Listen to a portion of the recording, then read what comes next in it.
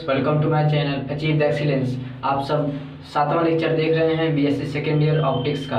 अभी तक 6 लेक्चर्स में मैंने आपको फर्मेट प्रिंसिपल और उसके 5 एप्लीकेशंस के बारे में बताया था। अगर आप लोगों ने वे लेक्चर्स नहीं देखे तो यहाँ पे जो आई टैब आ रहा है आप जाके देख लीजिए, फिर उसके बाद आप लोग ये लेक्चर देखेंगे तो और अच्छे समझ में आएगा। वैसे भी वो लेक्चर इसलिए अब इस नए वाले लेक्चर से रिलेटेड नहीं है।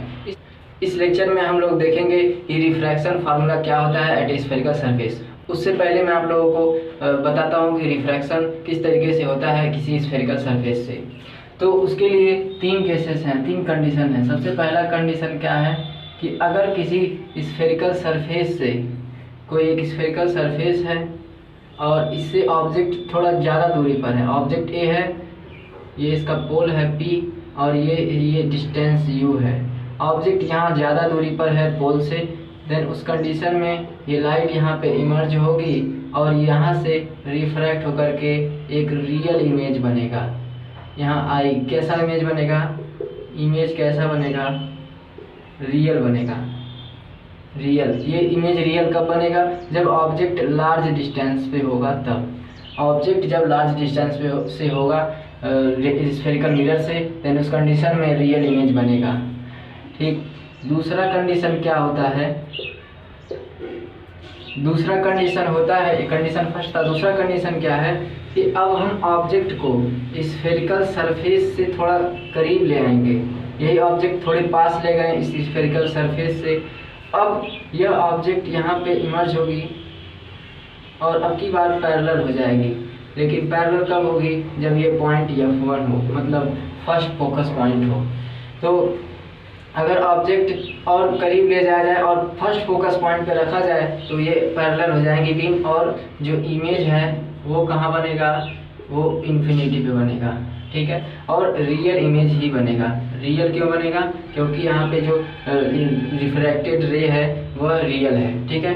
अब कंडीशन नंबर 3 आता है। तीसरा कंडीशन क्या है, तीसरी कंडीशन में हम इस ऑब्जेक्ट को और करीब ले जाएंगे और पास ले जाएंगे, और इस बार और पास ले जाने के बाद अब की बार यहाँ से लाइट रे यहाँ पे इमर्ज होगी और रिफ्रैक्ट होकर के थोड़ा इस तरीके से रिफ्रैक्ट होगी और ये लाइट पीछे आके मिलती हुई दिखाई देंगी। ऐसा लगेगा ये पीछे आके मिल रही हैं। तो यहाँ पे इसका वर्चुअल इमेज बन जाएगा। तो जब ऑब्जेक्ट रिफ्रैक्टिंग सरफेस से बहुत करीब रखा हो तो उस कंडीशन में ये इमेज वर्चुअल बनता है। तो कैसा इमेज बना, वर्चुअल, और ऑब्जेक्ट साइड में ही बनेगा ये इमेज। तो ये सारे कुछ कंडीशंस थे स्फेरिकल सरफेस पर इमेज बनने के। अब हम इसी कंडीशन में फार्मूला देखेंगे कि किस तरीके से किसका फार्मूला होता है। ये सब मैंने आपको नोट्स में डाल दिया है, आप सब वहाँ से बढ़िया से लिख लीजिएगा डिस्क्रिप्शन बॉक्स में से डाउनलोड करके। अब मैं आप लोगों को बताऊंगा कि रिफ्रैक्शन फार्मूला क्या होता है at a spherical surface and at a convex spherical surface and at a concave spherical surface. दोनों ही कंडीशन में सेम होता है। कब, जब ऑब्जेक्ट कहाँ रखी हो, ऑब्जेक्ट रखा हो रेयर मीडियम में, और इमेज कहाँ पर बने, इमेज रेयर में या फिर डेंसर में बने, इमेज डेंसर में बने। पहले देख लिया जाए, जब हमारा रिफ्रैक्टिंग सरफेस कॉन्वेक्स हो। कौन सा रिफ्रैक्टिंग सरफेस है, कॉन्वेक्स। ऑब्जेक्ट को हम लार्ज डिस्टेंस पे रखेंगे और ये इसका पोल है। यहाँ से लाइट रे जाएगी और यहाँ पे कट करेगी। देन इस कंडीशन में कैसा इमेज बनेगा, रियल। और इस कंडीशन में हमारा रिफ्रैक्शन का जो फार्मूला होता है वो होता है μ2/v minus μ1/u is equal to μ2 minus μ1/r। यही होता है रिफ्रैक्शन का फार्मूला जब लाइट जो है कॉन्वेक्स सरफेस से रिफ्रैक्ट होती है। इस कंडीशन में इधर हमने रेयर मीडियम लिया हुआ है, इसका रिफ्रैक्टिव इंडेक्स μ1 है, और अंदर जो है डेंसर मीडियम है और इसका रिफ्रैक्टिव इंडेक्स μ2 है। उस कंडीशन में रिफ्रैक्शन का फार्मूला R ये होता है। R यहाँ पे इसका जो है रेडियस ऑफ कर्वेचर है इस रिफ्रैक्टिंग सरफेस का, और U जो है वो ऑब्जेक्ट का डिस्टेंस है पोल से, और V क्या है, इमेज का डिस्टेंस है V। यही फार्मूला तब भी होगा जब इमेज वर्चुअल बनेगा। वर्चुअल कब बनता था? जब हम ऑब्जेक्ट को इस स्फेरिकल रिफ्रैक्टिंग सरफेस से हम एकदम करीब में लेके चले जाते थे तो वर्चुअल इमेज बनता था। और वर्चुअल इमेज के कंडीशन में भी यहाँ पे इमेज, और इस कंडीशन में भी जो रिफ्रैक्शन का फार्मूला होता है वही यही होता है। ठीक, तो ये तो हो गया कॉन्वेक्स सरफेस से। ठीक इसी तरह से जो है कॉनकेव सरफेस के लिए भी होता है रिफ्रैक्शन फार्मूला, लेकिन एक कंडीशन होनी चाहिए, ऑब्जेक्ट रेयर मीडियम में रखा होना चाहिए। देखिए यहाँ पे ऑब्जेक्ट रेयर मीडियम में रखा हुआ है, यहाँ भी रेयर मीडियम में ही रखा हुआ है, रेयर मीडियम μ1, और यहाँ पे डेंसर मीडियम है μ2। तो कंडीशन यही होनी चाहिए कि ऑब्जेक्ट रेयर मीडियम में रखा होना चाहिए और इमेज इसका डेंसर में भी बन सकता है, रेयर में भी बन सकता है। डेंसर में कब बनेगा? जब रियल इमेज बनेगा। ठीक, और रेयर में ही कब बनेगा? रेयर में कब बनेगा? जब ऑब्जेक्ट जो है ऑब्जेक्ट रेयर मीडियम है और ऑब्जेक्ट कैसा बने, इमेज कैसा बने? वर्चुअल बने। तो जब इमेज वर्चुअल बनेगा तब भी यह फार्मूला लगेगा, रियल बनेगा तब भी यही फार्मूला लगेगा, लेकिन एक कंडीशन होना चाहिए कि ऑब्जेक्ट जो है वो रेयर मीडियम में रखा होना चाहिए। इमेज डेंसर में भी बन सकता है या रेयर मीडियम में भी बन सकता है, इसे हम प्रूव करेंगे। ठीक, अच्छा, यही फार्मूला चेंज हो जाता है कब? जब ऑब्जेक्ट को हम डेंसर मीडियम में रख दें, ऑब्जेक्ट को डेंसर मीडियम में रख दें और इमेज वो रेयर में भी बन सकता है या डेंसर में भी बन सकता है। तब जो है उस कंडीशन में ये फार्मूला थोड़ा सा चेंज हो जाता है, यह μ1/u हो जाता है, सब कुछ वही रहता है, नीचे वाला टर्म, ऊपर वाला टर्म चेंज हो जाता है क्योंकि रिफ्रैक्टिव इंडेक्स भी पलट जाता है। ये μ1/v minus μ2/u is equal to μ1 minus μ2/r। ठीक है, इसको भी हमें प्रूव करना है। सबसे पहले मैं आप लोगों को इसका प्रूफ बताऊंगा और ये प्रूफ इसका इम्पोर्टेंट है, पूछा जाता है।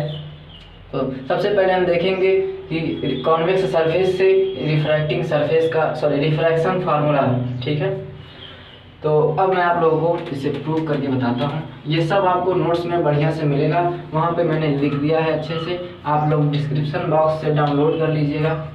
ठीक है, चलिए तो हम सबसे पहले देखते हैं कि refraction at a convex surface, कि किसी कॉन्वेक्स सरफेस से जब रिफ्रैक्शन होता है तब फार्मूला क्या होता है? फार्मूला हमारा यही होता है μ2/v माइनस ये v है minus μ1/u is equal to μ2 minus μ1/r। हमें इसे ही प्रूव करना है। यह किसके लिए है? रियल इमेज भी हो सकता है, या वर्चुअल इमेज भी हो सकता है, वर्चुअल इमेज। तो इमेज जो है रियल भी हो सकता है और वर्चुअल भी हो सकता है, लेकिन कंडीशन क्या होनी चाहिए? ऑब्जेक्ट कहाँ रखा होना चाहिए? वह रेयर मीडियम में रखा होना चाहिए। ठीक है, तो इसके लिए हम देखते हैं, हमने यहाँ पे एक रिफ्रैक्टिंग सरफेस ले लिया और ये इसका प्रिंसिपल एक्सिस हो गया, यह प्रिंसिपल पॉइंट पोल हो गया। ऑब्जेक्ट थोड़े लार्ज डिस्टेंस पे रखा है हमने क्योंकि हमें रियल इमेज बनाना है। कंडीशन पहला देखना है, केस फर्स्ट। इसमें भी दो केस है।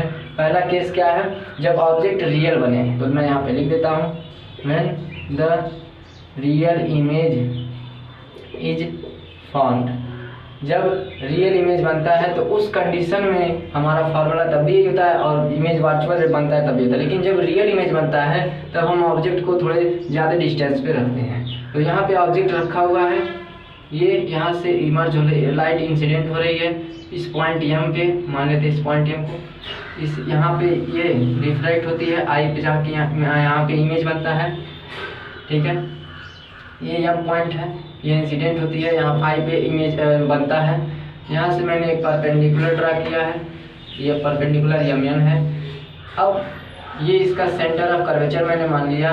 सेंटर ऑफ कर्वेचर के से जाती हुई जो लाइन है वह नॉर्मल होती है इस स्फेरिकल रिफ्रैक्टिव सरफेस पे।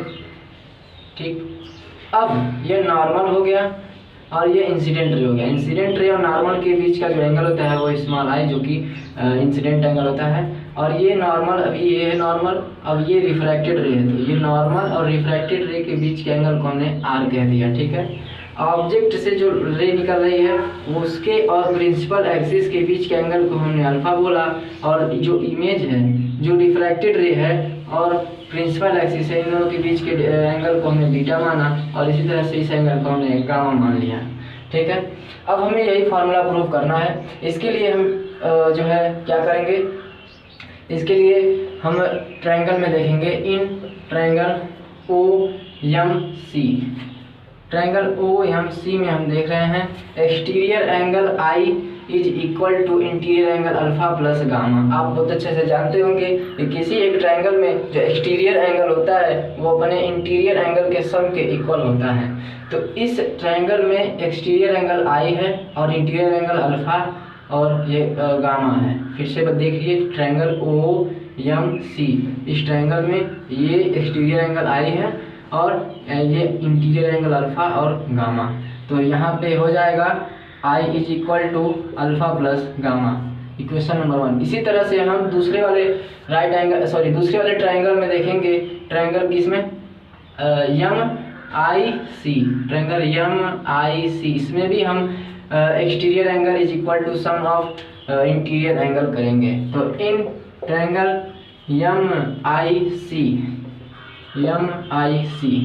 इस ट्रायंगल में एक्सटीरियर एंगल कौन सा है, इस ट्रायंगल में एक्सटीरियर एंगल गामा है। ध्यान से देखिए, एम आई सी, इस ट्रायंगल का एक्सटीरियर एंगल ये रहा गामा, ये गामा, ये एक्सटीरियर एंगल है, यह इक्वल होगा आर प्लस बीटा के। तो gamma is equal to R plus beta. यहाँ से हम आर की वैल्यू निकालेंगे, हो जाएगा gamma minus beta, equation number 2 कर देंगे। अब हमारा एम क्या है, अब हम अल्फा बीटा और गामा की वैल्यू निकालेंगे। उससे पहले हम tan अल्फा, tan बीटा और tan गामा की वैल्यू निकालते हैं। तो हम राइट एंगल ट्रायंगल यूज करेंगे। सबसे पहले राइट एंगल ट्रायंगल यूज करेंगे ओ एम एन। तो in triangle O M N, triangle O M N में हम tan अल्फा लेते हैं। तो tan अल्फा इक्वल हो जाएगा perpendicular upon base M N upon O N, M N upon O N, ठीक है। इसी तरह से इन ट्रायंगल, दूसरे वाले राइट एंगल ट्रायंगल कौन से, एम आई एन, ध्यान से देखिए, एम आई एन, इसमें हम tan बीटा लेंगे। तो in triangle M I N, tan beta क्या हो जाएगा बोलिए, देखिए tan beta perpendicular upon base N I, perpendicular मतलब एम एन और बेस मतलब एन आई, ठीक है। अब इसी तरह से इन ट्रायंगल, कौन से ट्रायंगल में, एम सी एन, ध्यान से देखिए एम सी एन, इसमें हम tan गामा लेंगे। तो tan gamma in triangle M C N, tan gamma is equal to क्या होगा, perpendicular upon base, perpendicular M N upon base N C, तो M N upon N C. तो हमने tan alpha, tan beta, tan gamma की value find out कर ली। अब हम क्या जानते हैं कि since we know for small angle of alpha beta and gamma, tan alpha is equal to alpha और tan beta is equal to beta and tan gamma is equal to gamma. आप बहुत अच्छे से जानते होंगे, अगर अल्फा बीटा गामा बहुत छोटे छोटे एंगल हो तो उस कंडीशन में tan अल्फा अल्फा के इक्वल होता है और tan बीटा बीटा के इक्वल होता है और tan गामा के इक्वल होता है। देन यहाँ से अब हम क्या किए कि अल्फा इज इक्वल टू क्या हो जाएगा, हमारा अल्फा हो जाएगा, मैंने क्या निकाला था, tan अल्फा की वैल्यू क्या निकाली थी मैंने, मैं यहाँ पे लिख देता हूँ। tan alpha is equal to हमने निकाला था M N upon O N निकाला था। तो अब हमारा अल्फा की वैल्यू क्या हो जाएगा, M N upon O N, और इसी तरह से बीटा की वैल्यू क्या हो जाएगी, मैंने tan बीटा का मान, tan बीटा की वैल्यू क्या निकाली थी, tan बीटा मैंने निकाला था M N upon N I, ये निकाला था। तो बीटा क्या हो जाएगा, M N upon N I, and gamma क्या हो जाएगा, गामा मैंने tan गामा क्या निकाला था, tan गामा मैंने निकाला था M N upon N C, ठीक है। तो यहाँ से गामा क्या हो जाएगा, M N upon N C, equation number 3 कर दीजिए। तो इसके बाद जो है अल्फा बीटा गामा की वैल्यू हम इक्वेशन नंबर 1 एंड 2 में रख देंगे। तो इक्वेशन 1 ये था और इक्वेशन नंबर 2 ये था। तो इक्वेशन नंबर 3 से इक्वेशन 1 2 में हम पुट करेंगे वैल्यू, तो क्या मिलेगा, I is equal to alpha plus gamma. Alpha मतलब mn अपान ON और प्लस गामा मतलब mn अपान NC।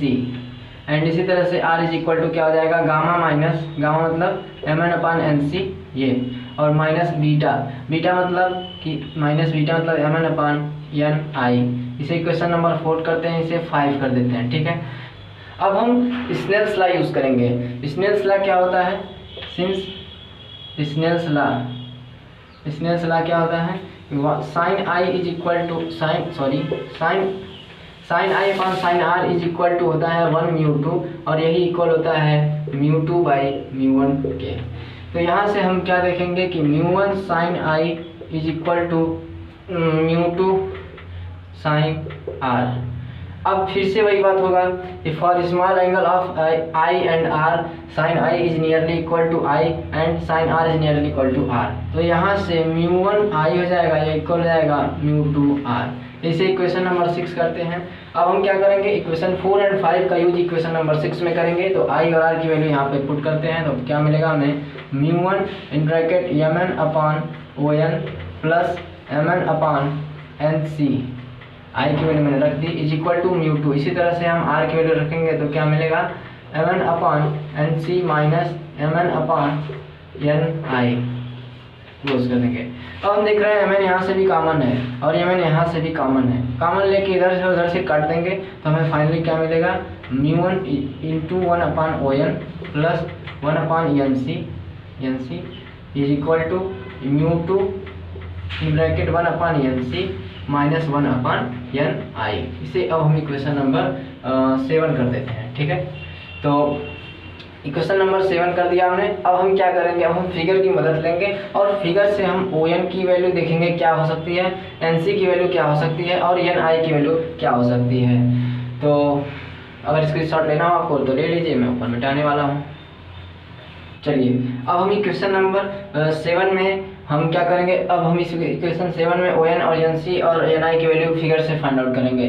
तो फ्रॉम फिगर से हम क्या देख रहे हैं, ON ये ON नियरली इक्वल टू होगा OP के, क्योंकि PN डिस्टेंस बहुत ही छोटा है। अब PN छोटा मतलब N जो है लगभग P पे लाई करेगा, तो अब ON is nearly equal to OP हो जाएगा। तो from figure ON is nearly equal to OP, और ये किसके इक्वल होता है, OP is the distance of object from pole, ये U के इक्वल होता है। इसी तरह से NC ये 1 अपान था, 1 अपान NC की वैल्यू क्या हो सकती है, NC की वैल्यू PC के लगभग इक्वल हो सकती है, क्योंकि PN बहुत छोटा है। तो NC is nearly equal to PC, तो NC is nearly equal to PC, और ये PC क्या होता है, PC is the radius of curvature of spherical surface R, तो यह R के इक्वल होगा। और इसी तरह से अब हम NI की वैल्यू निकालेंगे। तो NI किसके इक्वल है, फिगर से देखिए, NI ये नियरली इक्वल है PI के, तो NI is nearly equal to PI, और ये किसके इक्वल होता है, पोल से इमेज तक का जो डिस्टेंस है वह V होता है, जिसे हम इमेज का डिस्टेंस कहते हैं। तो ये V के इक्वल हो जाएगा, V के इक्वल हो जाएगा। अब इसे हम इक्वेशन नंबर 8 कर देते हैं। तो यूजिंग इक्वेशन 8 इन इक्वेशन 7, इस इक्वेशन 8 का यूज इक्वेशन 7 में करेंगे तो क्या मिलेगा हमें, mu 1 upon ON 1 upon U plus 1 upon NC मतलब R ब्रैकेट बंद is equal to mu 2 into 1 upon NC मतलब 1 अपान R, फिर माइनस, यहाँ माइनस है, माइनस 1 अपान NI मतलब V 1 अपान V, ठीक है। तो यहाँ से सारी टर्म मल्टीप्लाई कर देते हैं, mu 1 upon U plus mu 1 upon R is equal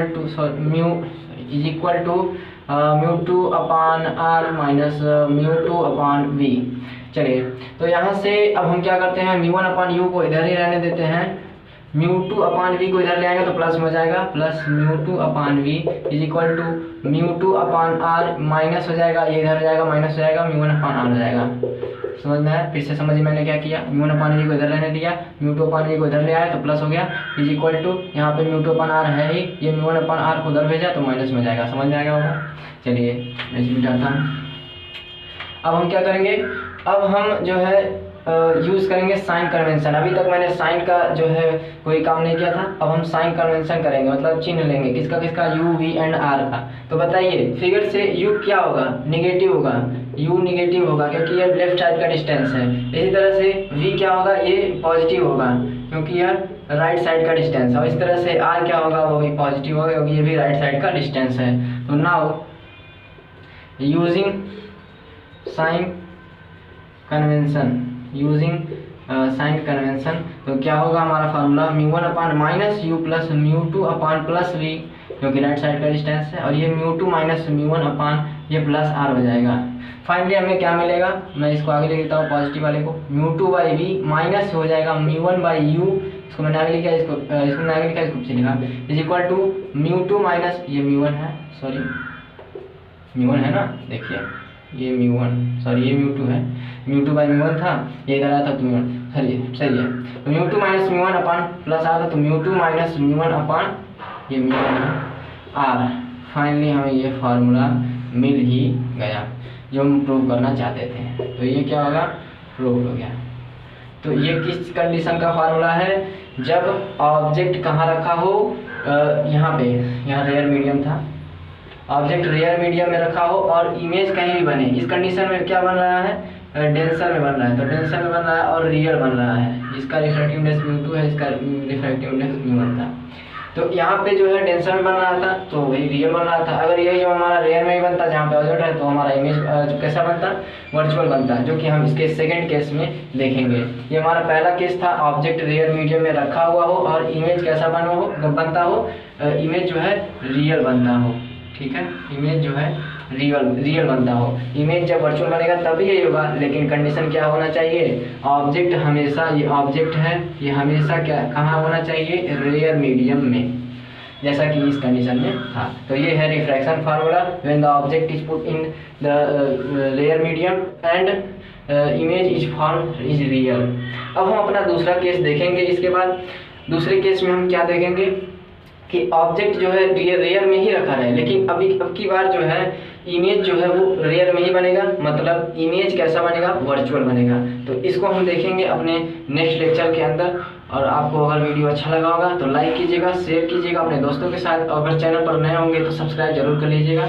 ये चैप्टर लगभग समाप्त होने वाला है। इस चैप्टर में अब केवल मैं 4 या 5 लेक्चर और लूँगा तो ये चैप्टर समाप्त हो जाएगा। और अभी मैं क्या क्या पढ़ना है ये भी बता देता हूँ आपको। ये था हमारा रिफ्रैक्शन एट स्फेरिकल सरफेस।